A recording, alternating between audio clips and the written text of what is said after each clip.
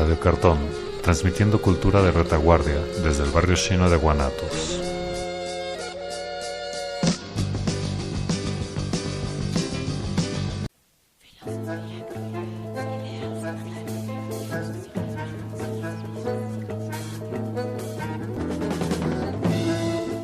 Laberinto del pensamiento. Un espacio para navegar. Morada de la filosofía donde ideas, opiniones y perspectivas se encuentran.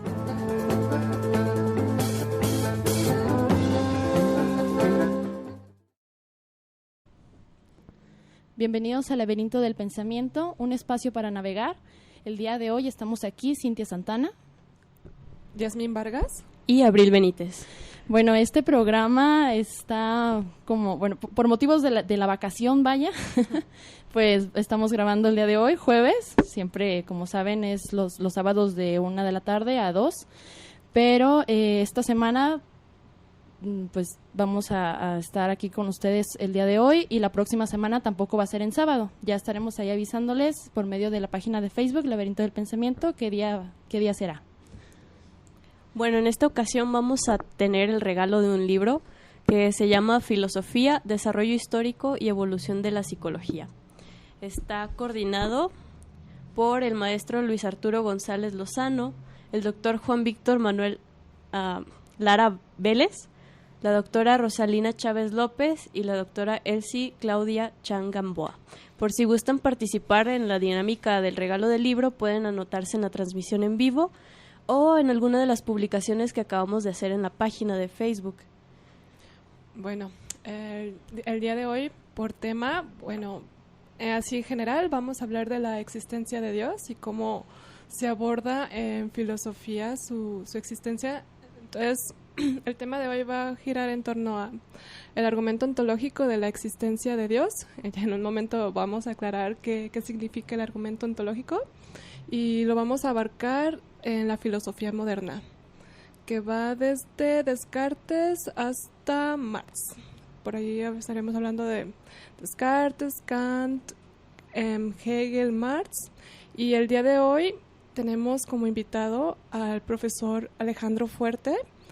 Él da clases de filosofía ahí en el CUCH de Aristóteles y ahorita está dando la clase de Kant. Muchas gracias por la invitación. Gracias a usted por aceptar la invitación. Pues nos podría hablar un poco sobre usted, Bien, una breve presentación. Brevemente, yo soy profesor de filosofía en la Universidad de Guadalajara y también en el Departamento de Filosofía del ITESO.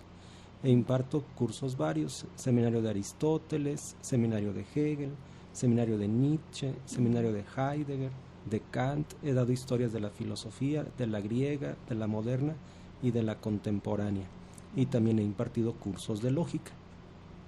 Perfecto. ¿Cuánto tiempo lleva dando clases? 20 años. 20 años, ay, wow. Sí, ahí en el departamento de filosofía es muy, muy conocido. Se le conoce porque su fuerte sería la historia de la filosofía. Entre los comentarios de los compañeros es como, tiene una gran memoria, o sea, literal, así cuando lo escuchan dar sus clases es como leer un libro en vivo. Es muy buen maestro, les recomendamos sí, tomar clases con él. Cualquier clase con él es maravillosa. Sí, no puedes graduarte en filosofía sin tomar una clase con el profesor Fuerte. Chin, a mí me hace falta eso. Sí, a ponerse las pilas, Cintia. Bueno, pues antes de entrar en materia, antes de entrar al aire, valga la redundancia, estábamos comentando, Yasmín, Abril y yo, que pudiera parecer redundante el decir un argumento ontológico de la existencia de Dios, ¿no? Porque a mí se me ocurrió buscarlo en Google, en Internet, y pareciera que ya viene implícita la existencia de Dios dentro de la oración, dentro de la frase argumento ontológico. Entonces, ¿nos podrá decir usted a qué nos referimos cuando decimos argumento ontológico? Bien, podemos hacer dos explicaciones. Una, primero, explicar qué significa la expresión argumento y su conjunción con ontológico. y posteriormente vincularlo con la filosofía moderna. Entonces, para hacer algo muy sencillo que cualquier persona pueda entender, voy a explicar, digamos, qué es un argumento y a qué se refiere con ontológico. Entonces, primero, un argumento. Argumento, digamos, sería simplemente construir a partir de proposiciones una serie de premisas que permitan derivar una conclusión. Por ejemplo, todo hombre es mortal, Sócrates es hombre, por lo tanto Sócrates es mortal. Eso sería un argumento. Ahora bien, tendríamos claridad en cuanto a las premisas. Por ejemplo, todo hombre es mortal, Sócrates es hombre, esas son las premisas, e inferimos, por lo tanto, Sócrates es mortal. Eso sería un argumento, un ejemplo de argumento. O sea, un argumento está estructurado por premisas y por conclusión, y la conclusión se debe derivar de las premisas. Si se deriva de las premisas, entonces decimos que el argumento es correcto, pero si la conclusión no se deriva de sus premisas, entonces decimos que el argumento es incorrecto. Ahora bien, eso sería para que cualquier persona pueda entender qué es un argumento. Y lo de ontológico, digamos, la palabra ontológico, aunque no es de la época antigua, de la filosofía antigua, se atribuye a Parménides de Elea el ser el fundador de la ontología. ¿Qué estudia la ontología? Simplemente la ontología es el estudio sobre el ser. Y para Parménides el ser, digamos, es el ser puro, es decir, un ser eterno e inmóvil. No está pensando, por ejemplo, en una mesa, en una silla, en un árbol. Esos no serían seres puros, sino simplemente seres determinados. Entonces, Parménides fue el primero en la historia de la filosofía que postuló la idea del ser puro o puro ser. Entonces, cuando nosotros tratamos de entender la expresión argumento ontológico, digamos, esa expresión no es de la edad antigua, sino que realmente surgió en la Edad Media. Fue San Anselmo quien formuló por primera vez el argumento ontológico para probar la existencia del Ser Supremo. Y el Ser Supremo, desde el punto de vista de San Anselmo y desde el punto de vista medieval, es Dios.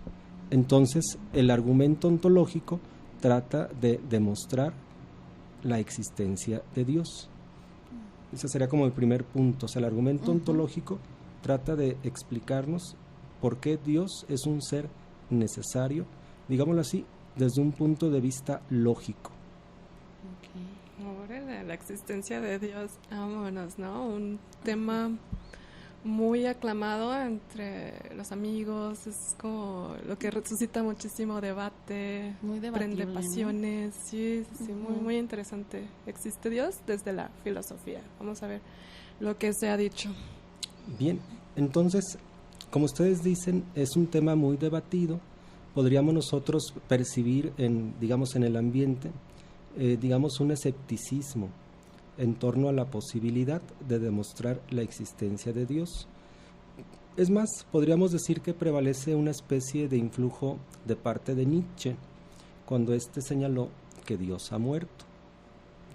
O sea, en ese sentido, cabe señalar que sería como escéptico. O sea, que muchas personas serían escépticas, no creerían en la posibilidad de demostrar la existencia de Dios desde un punto de vista puramente racional. Sin embargo, en la historia de la filosofía, en el periodo moderno, Descartes, quien fue el que fundó la filosofía moderna, en su sistema da lugar al argumento ontológico. Voy a explicar un poquito a Descartes de manera general. Descartes, digamos, inicia la filosofía moderna con un libro que se llama Discurso del Método. El Discurso del Método es un libro en el que Descartes se propone encontrar una verdad evidente, una verdad de la cual ya no pueda dudar. Y entonces se le conoce por un proceder que se denomina duda metódica. Y la duda metódica consiste en que Descartes duda, por ejemplo, del testimonio de los sentidos. Descartes piensa que podemos dudar de lo que nos muestran los sentidos. También considera Descartes que podemos dudar de la distinción entre la vigilia y el sueño. Podemos dudar de la lógica. En este caso, la lógica a la que nos remite Descartes es a la lógica aristotélica. Y también podemos dudar, incluso dice Descartes, de la propia matemática.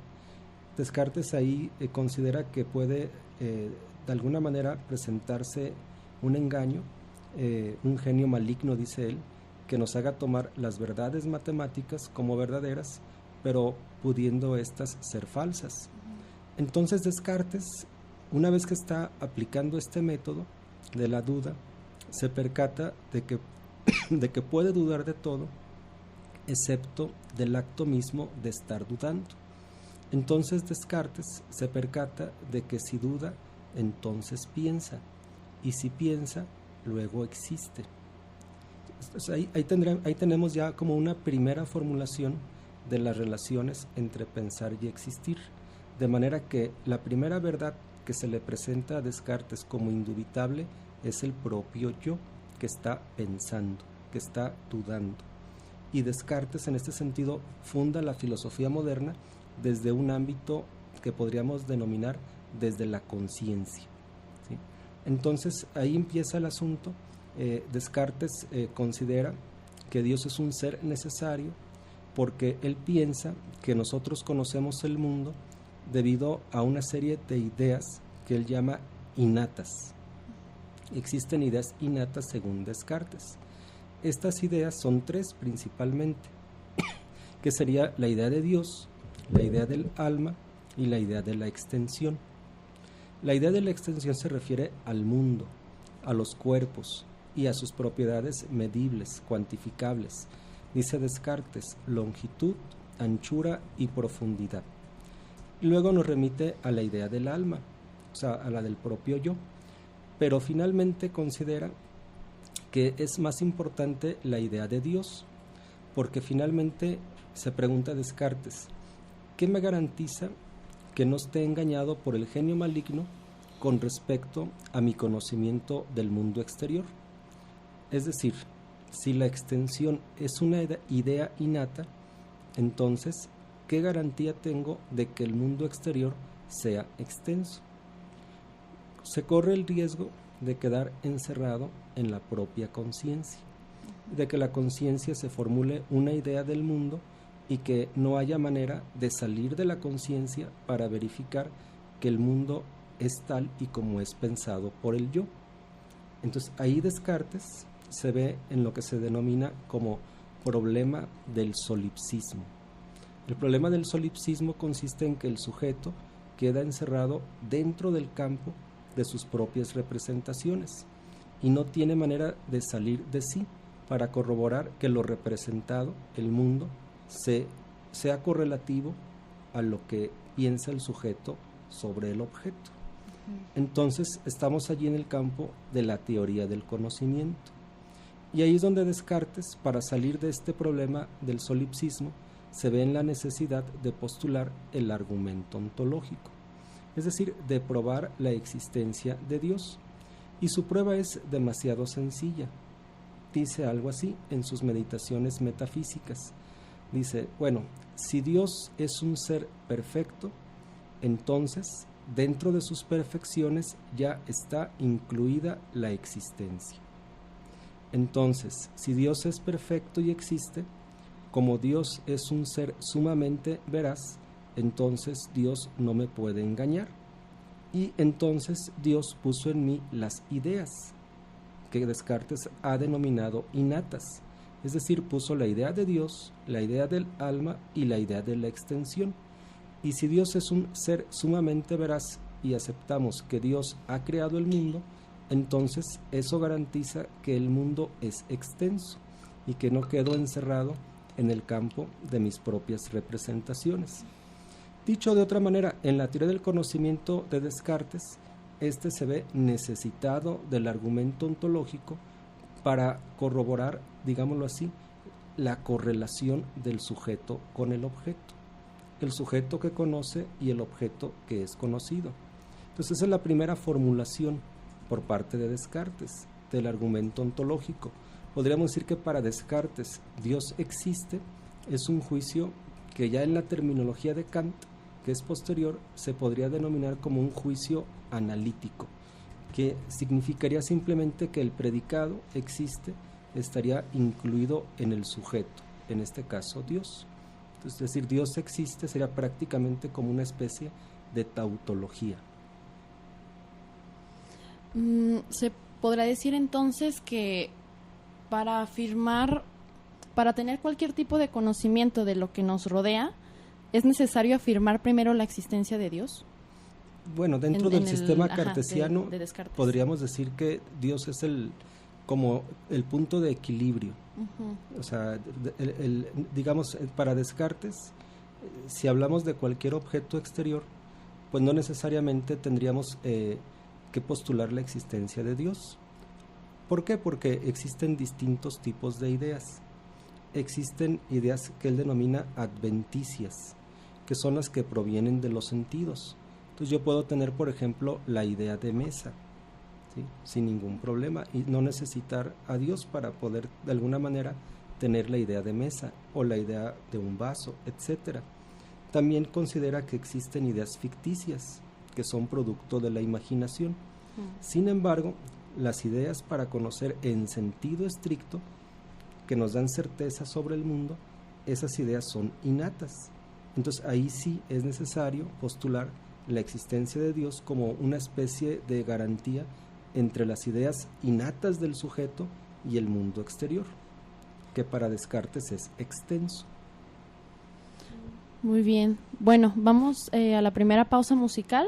Les recordamos que estamos regalando el día de hoy el libro Filosofía, Desarrollo Histórico y Evolución de la Psicología, coordinado por Luis Arturo González, Juan Víctor Manuel, la doctora Rosalina Chávez y la doctora Elsie Claudia Chan. Pueden anotarse aquí en la transmisión en vivo. Estamos en Facebook como Laberinto del Pensamiento. También nos pueden encontrar en Twitter y en YouTube, donde subimos nuestros podcasts cada semana. Y bueno, aquí ya están llegando algunos comentarios. Volviendo de la pausa musical, vamos a leerlos y también vamos a leer los comentarios que nos llegaron a través del reto semanal que hicimos ayer. Bueno, enseguida regresamos. ¿Qué tal? Ya estamos de regreso aquí en el Laberinto del Pensamiento. Estamos conversando con el maestro Alejandro Fuerte del Departamento de Filosofía del CUCSH. Y pues nos está platicando un poco sobre el argumento ontológico de la existencia de Dios. Estábamos hablando sobre Descartes y bueno, ¿te gustaría continuar? Ya hablando sobre otros filósofos, ¿no?, que empiezan a refutar la idea de Descartes. Muy bien, ahí podríamos partir primero de Thomas Hobbes, quien fue contemporáneo de Descartes y que le formuló la siguiente objeción. Hobbes le dice: entonces, si tú consideras que Dios es un ser perfecto y que dentro de sus perfecciones está incluida la existencia, te pregunto, diría Hobbes, si yo pienso una isla perfecta, ¿se sigue de allí la existencia de la isla perfecta? Se me inventó buena. Entonces la respuesta de Descartes pues va a ser muy sencilla, porque le va a responder a Thomas Hobbes que no está entendiendo el argumento ontológico. ¿Por qué no lo está entendiendo? Porque esa unión de la esencia y la existencia solo se puede dar en Dios y no en los demás seres. Si gustan ahí, puedo como retomar a otro autor que más bien aceptó el argumento ontológico y que permite entender mejor la objeción a la objeción, es decir, cómo se le puede responder a Thomas Hobbes. Ahí me refiero a Spinoza. Creo que ahí Descartes respondió muy bien, porque en la idea de playa, o sea, todos cuando pensamos en playa no va implícito la perfección. No es un atributo que usualmente nosotros percibamos de la playa. Sin embargo, cuando pensamos en la concepción de Dios, necesariamente pensamos la perfección. Bueno, así es. O sea, ahí la diferencia es simple. O sea, Dios es un ser perfecto, pero solamente Dios, mientras que los demás seres simplemente contienen imperfecciones. Allí sí me gustaría tomar un poquito a Spinoza, porque lo va a plantear de una manera relativamente clara. La sonrisa de Abril. Perdón. Spinoza es un filósofo poquito después de Descartes, o sea, viene después de Descartes. Su libro principal se llama Ética, demostrada según el orden geométrico. Y allí Spinoza retoma la filosofía de Descartes, pero digámoslo así que para Spinoza solo hay una substancia. Para Descartes había tres substancias, que serían, primero, la res cogitans, que sería el yo pienso. Luego, la res extensa, el mundo exterior. Y la res infinita, que sería Dios. Pero en el caso de Spinoza, considera que solamente Dios es substancia y que el pensamiento y la extensión son atributos de la substancia. Entonces considera Spinoza que solamente en Dios, que es substancia infinita, se puede pensar la unidad de la esencia y la existencia. En Spinoza encontramos tres conceptos claves. El primero es la substancia, que sería Dios, que a diferencia del Dios cristiano, podríamos decir que el Dios de Spinoza es inmanente al mundo, es decir, no está más allá del mundo, sino que le es inherente al mundo. Y entonces dentro de los atributos de Dios encontramos el pensamiento y la extensión. El pensamiento sería la inteligencia, y en este sentido la inteligencia no sería solamente del ser humano, sino que la inteligencia sería inherente a la naturaleza. Entonces la naturaleza es inteligente y nosotros como parte de la naturaleza tenemos quizás un mayor grado de inteligencia con respecto a otros seres vivos. Y por otra parte está la extensión, que serían los cuerpos. Entonces tenemos la substancia, los atributos y los modos. Los modos son los seres finitos, por ejemplo, los cuerpos, pero también son las ideas que tienen los hombres.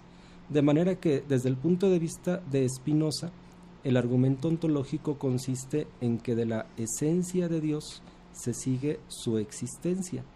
Y con respecto a los seres finitos, por ejemplo, la isla perfecta que formuló Thomas Hobbes, pues simplemente Spinoza le va a decir que en esos casos de los modos finitos, la finitud se puede definir como aquellos seres en los cuales la idea y la existencia son separables. Es decir, que de pensar en este caso la isla perfecta no se va a seguir su existencia, sino solamente esta unidad se da en la substancia. De ahí cabe resaltar la distinción que hacía hace un momento de juicio analítico y juicio sintético también, para entender luego la postura de Kant al respecto. Así es. Con esta pregunta podemos sin problema pasar a Kant, porque Kant también será de los autores clásicos que se opondrá a este argumento ontológico. Ahí brevemente podríamos decir que Kant primero escribe una obra que es muy importante en la historia de la filosofía, la Crítica de la razón pura, en el año de 1781. Que esta obra en gran medida se va a distinguir porque Kant va a establecer ciertos límites al conocimiento, de manera que Kant toma como modelo de conocimiento lo que en su época era la física matemática, y entonces Kant va a procurar fundamentar la necesidad y universalidad del conocimiento en la física matemática. Y Kant, con respecto a la metafísica, al menos en la Crítica de la razón pura, se va a mostrar escéptico. Eso quiere decir que para Kant nuestro conocimiento tiene límites. Recordemos por un momento las preguntas generales de la filosofía de Kant. Estas preguntas son 4. La primera, ¿qué puedo conocer? La segunda, ¿qué debo hacer? La tercera, ¿qué me cabe esperar? Y la cuarta, ¿qué es el hombre?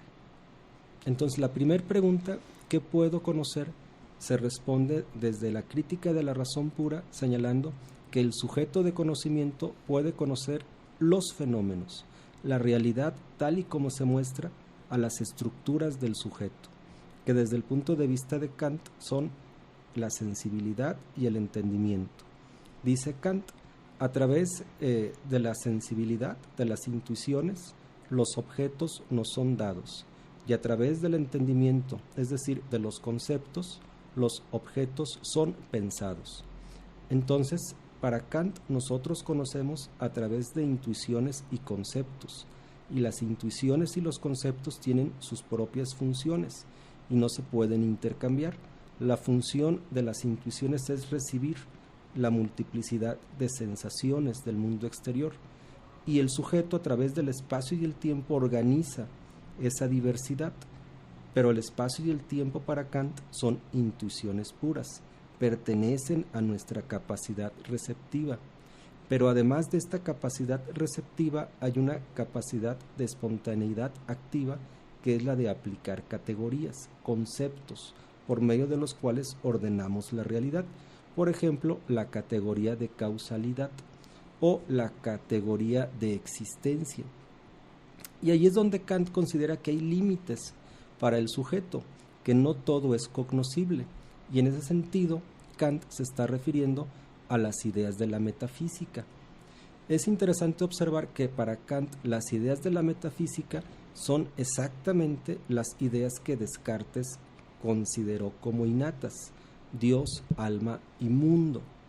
Entonces, con respecto a Dios, desde el punto de vista de Kant, hay un apartado en la Crítica de la Razón Pura donde plantea una crítica al argumento ontológico.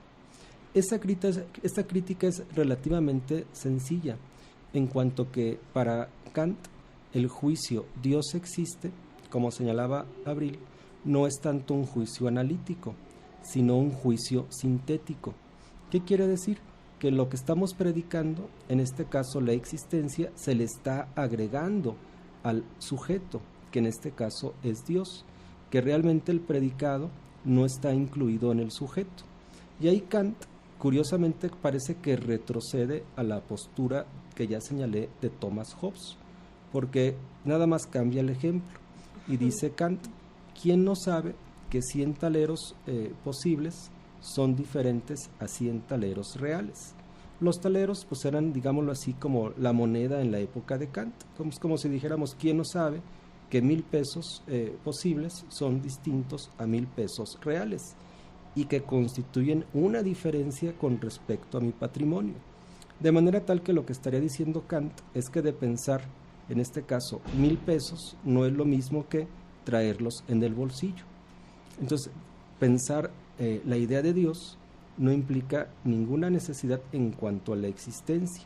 De manera que ahí Kant lo que dice en esa crítica es que Dios existe, es simplemente equivalente a Dios es, pero que el es solo tiene una función copulativa, que realmente falta el predicado, que no podemos simplemente agregar la existencia a Dios, porque la existencia es una categoría del entendimiento y Dios es una idea metafísica, de manera que realmente la aplicación de la categoría de existencia, para que tenga un uso lícito, se tiene que aplicar a lo dado en la percepción, es decir, a lo dado en el espacio y en el tiempo.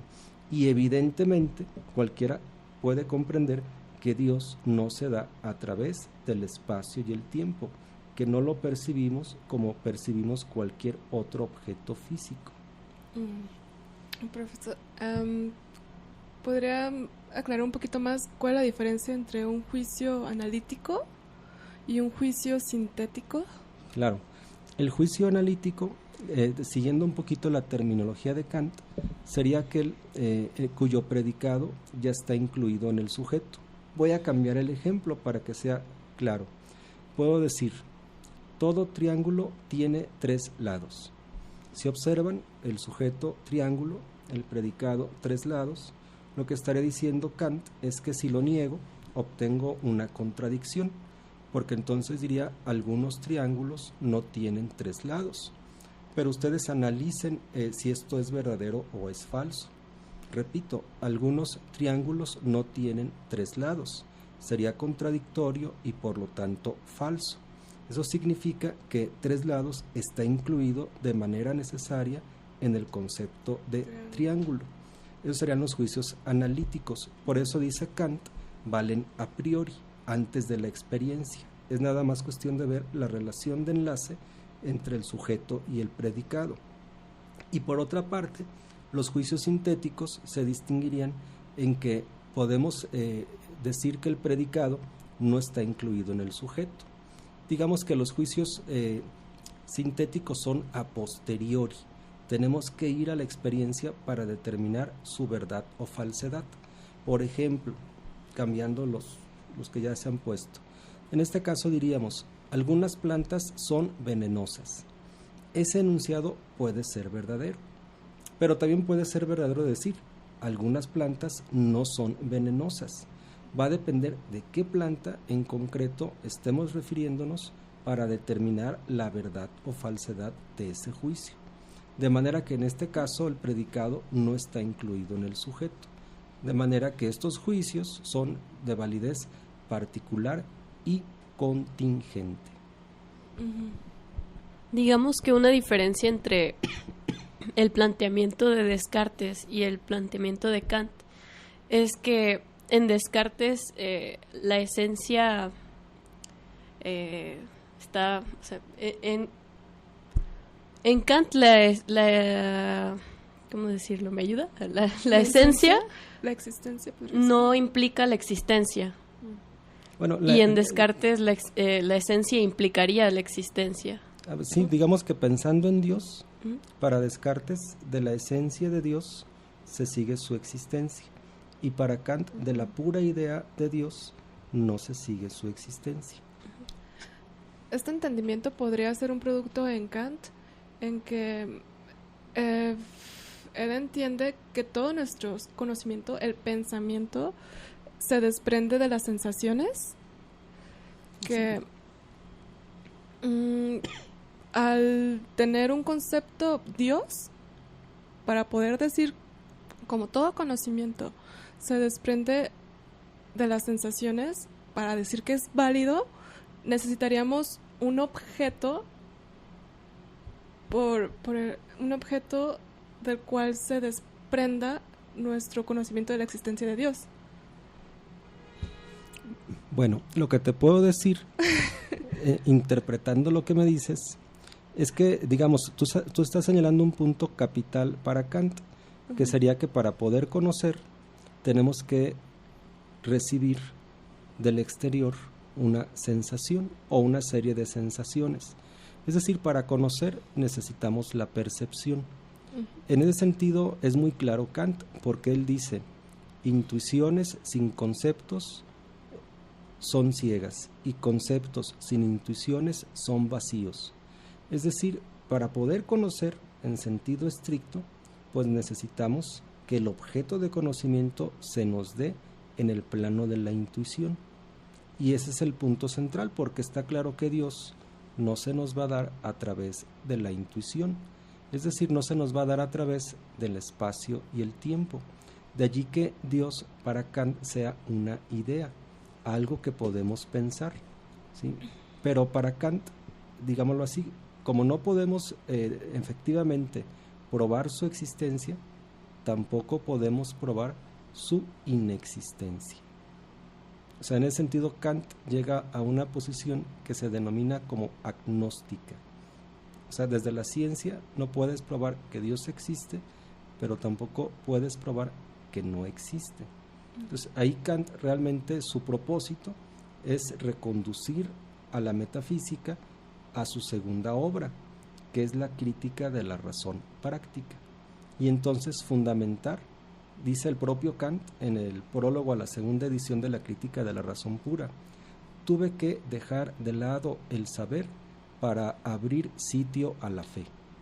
Es decir, Kant es creyente, él cree en Dios, cree en la religión, pero está consciente de que no la puede fundamentar desde el ámbito estrictamente científico. Entonces simplemente lo que hace Kant es desplazar a la metafísica al campo de la ética, porque en la crítica de la razón práctica pues va a plantear que el hombre es un ser libre y que la libertad es condición de posibilidad para que el hombre actúe conforme al bien o al mal moral. Y entonces Kant considera que si el hombre es creyente, va a actuar como si Dios existiese. y va a actuar como si el alma fuese inmortal. Y entonces estas ideas de la metafísica en la crítica de la razón práctica pasan a ser ideales regulativos. O sea, no tenemos un conocimiento teórico de ellos, pero sí podemos postularlos como ideales regulativos para orientar, en este caso, la conducta ética. Está interesante que, bueno, lo que Raúl propone es, ok, creamos en Dios, creamos en las directrices que se desprenden de la existencia de Dios, y a mí lo que me gusta que al final, bueno, de tener esa creencia, pues vamos a tener orden social. Ética. Vamos a tener una sociedad que no se daña el uno al otro, que tiene límites en sus comportamientos, respeto al otro. Pero todo está fundamentado en una creencia, en la metafísica, bueno, más allá de la materia, ¿no? Sí, es que ahí lo interesante es que Kant cree en un nivel racional. O sea, se puede hablar de una fe racional. Y eso es interesante porque está postulando que podemos creer en Dios y no está, digámoslo así, como abogando de que tengamos una certeza de la existencia de Dios. Entonces eso es interesante porque él acepta hasta cierto punto el escepticismo que ya planteó en la crítica de la razón pura, pero en la crítica de la razón práctica, desde el ámbito de la acción, es que él considera que el hombre puede con su conducta mostrar que cree en Dios. Bueno, pues ya casi se nos está acabando el tiempo. Vamos a la segunda pausa musical. Y bueno, ¿les parece si dejamos lo del reto semanal para regresando como conclusión? Sí, claro. Porque la pregunta que hicimos fue ¿cómo podemos afirmar que algo existe? Entonces, creo que ahí podemos dar algunas conclusiones. Bueno, enseguida regresamos. ¿Qué tal? Ya estamos aquí de regreso en el laberinto del pensamiento, ya llegando al final del programa. Queremos agradecer aquí a todos los que nos están viendo por la transmisión en vivo en Facebook, a Eduardo Torres, a Carlos Hernández, Jorge Madrid, otra vez Eduardo Torres, que dice, ya extrañaba escuchar a Fuerte, ¿cuántos años desde que tomé Aristóteles con él? Hay muchos aquí compañeros que parece ser que lo extrañan mucho, profesor. Gracias a todos por estarnos aquí sintonizando. Y bueno, vamos a seguir con lo del reto semanal que hicimos ayer lo publicamos, en donde preguntamos cómo podemos afirmar que algo existe. Hubieron aquí dos respuestas. Blanca Arellano dijo lo siguiente, dice, esto está súper profundo, creo que no podemos afirmar que algo existe, creo que no podemos afirmar que algo existe, es como dice Lisa Simpson de la paradoja filosófica, aquella del árbol que cae en el bosque. Si no hay nadie que lo escuche, ¿cómo sabemos si hizo ruido al caer o no? Alguien tendría que confirmar nuestra existencia. Igual y solo somos un producto de la Matrix, o una realidad alterna, una quimera. Supongo que no lo sabremos hasta morir, y pues bueno, estaremos muertos, así que parece ser que no tiene una respuesta. Y María Quintero... Muy desalentadora, ¿no? Ya sé. Y María Quintero nos dice lo siguiente... tendríamos que usar nuestros sentidos, cualquiera que sea necesario, como ver, escuchar, oler, tocar, etcétera, y sobre todo usar nuestro sentido común y razonamiento, que bueno, ahí también hay que reconocer que nuestros sentidos tienen sus limitaciones, ¿no? Ahí del comentario de María Quintero, yo diría a lo mejor que es kantiana, ¿no? Que dice, bueno, tendremos que acudir a los sentidos, y es lo que hace Kant, que dice, bueno, cuando hablamos de existencia es porque hubo una percepción de sentidos. Entonces, lo de que viene de los sentidos se infiere la existencia. Se habla de existencia nada más de lo que se percibe. Bueno, pues usted ¿qué respondería a esta pregunta del reto semanal? ¿Cómo podemos afirmar algo que existe? Bueno, relativamente sencillo si adoptamos una postura empirista, porque simplemente podríamos responder que afirmamos la existencia de aquello que percibimos.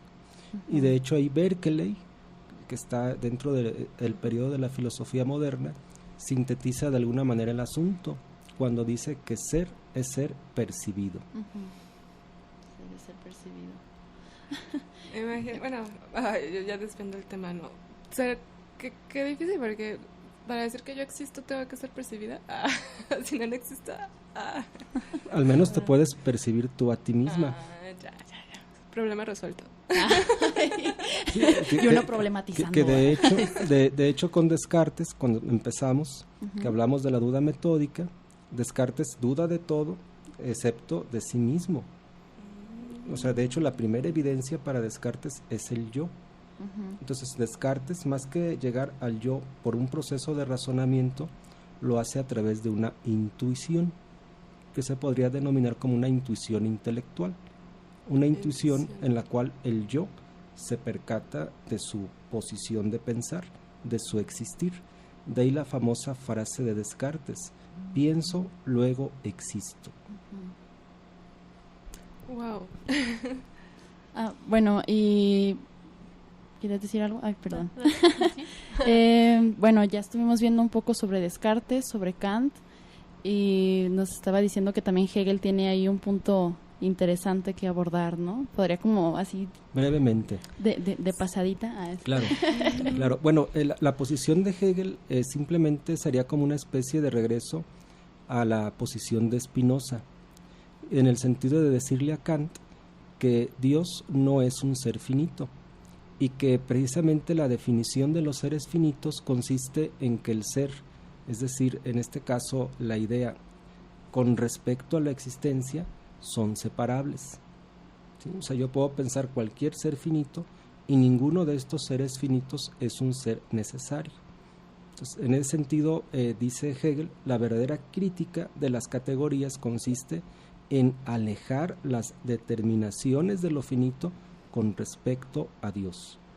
O sea, es como si dijera, realmente Spinoza tendría razón al considerar a Dios como una substancia infinita, cuya esencia implica la existencia. Y los modos finitos allí son separables, la esencia y la existencia. Y en ese sentido Hegel, repito, retoma a Spinoza haciendo que Dios sea inmanente al mundo, pero al mismo tiempo introduce un factor aristotélico, que consiste en que Dios es pensamiento que se piensa a sí mismo. Y como Dios es inmanente al mundo, se sigue entonces que del pensamiento de Dios se sigue el proceso de construcción de la realidad. Entonces del pensar se sigue el ser en Hegel. Y eso lo expone Hegel en su libro Ciencia de la Lógica. Ciencia de la Lógica. Está muy difícil, ¿no? Pero, bueno, mejor lo estoy entendiendo muy burdamente, pero digo, si pienso en un unicornio, entonces ¿el unicornio existe? Te regresaste digamos a la postura de Hobbes. Simplemente o sea, eso sería pensar teorías. Cualquier ser finito, pero ahí pensar un ser finito lo podemos pensar, pero de ahí no se sigue que exista. Entonces, como diría el propio Descartes, podemos tener ideas ficticias, como la idea de unicornio, o como diría John Locke, podemos combinar ideas, por ejemplo, la idea de montaña y la idea de oro, y formar ideas compuestas, la montaña de oro, pero de ahí no se sigue que exista. Pues sí, tenemos la idea de la perfección, que implica necesariamente su existencia, pero... En el caso de Descartes y de Spinoza, sí, e incluso en el de Hegel.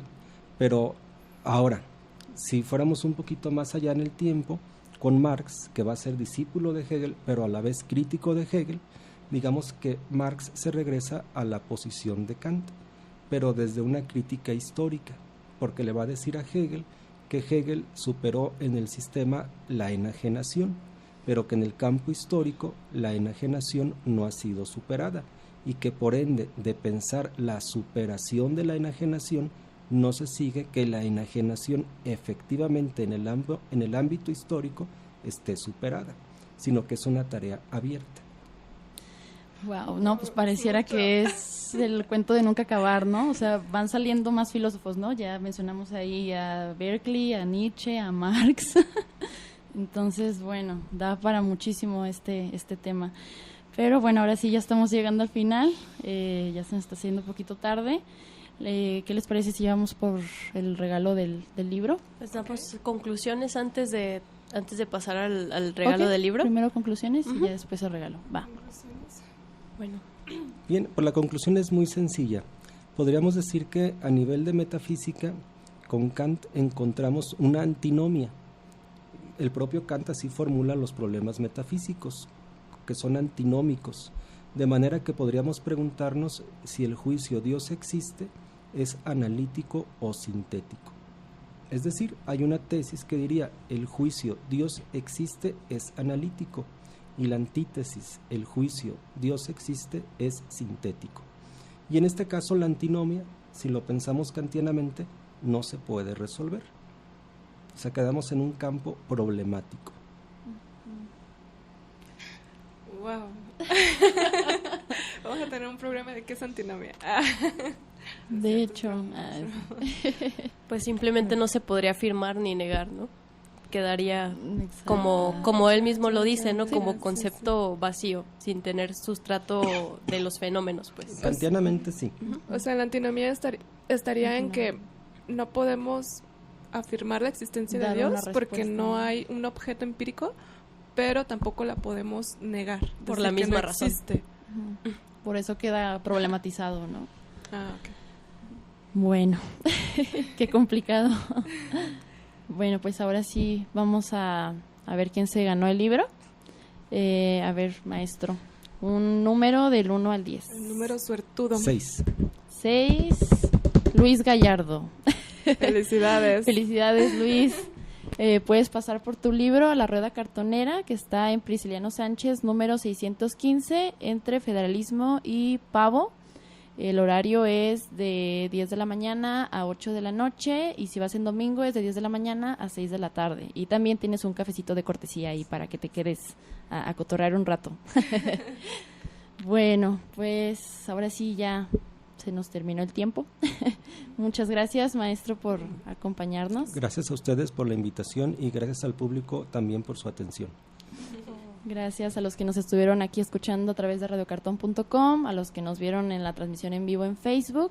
Recuerden que estamos como Laberinto del Pensamiento en Facebook, en Twitter y en YouTube. Ahí subimos los podcasts todas las semanas y también en Radio Cartón, obviamente, de ahí los pueden descargar. Y bueno, agradecemos también a Jacobo Monraz por apoyarnos el día de hoy en los controles, a Mate Editorial y a La Rueda Cartonera por hacer posible este programa. Nos despedimos, Cintia Santana, Abril Benítez, Yasmín Vargas. Ándale, hasta sonó raro. Siempre el orden es diferente. Cambió el orden. Bueno, muchas gracias. Y bueno, ahí les vamos a estar avisando en el Facebook qué día vamos a hacer la siguiente transmisión la semana que viene, porque es definitivo que el sábado no se va a poder. Bueno, felices vacaciones. Bueno, sí. Felices vacaciones. Feliz Semana Santa y Semana Pascua. Bueno, pues muchas gracias a todos. Hasta el próximo día.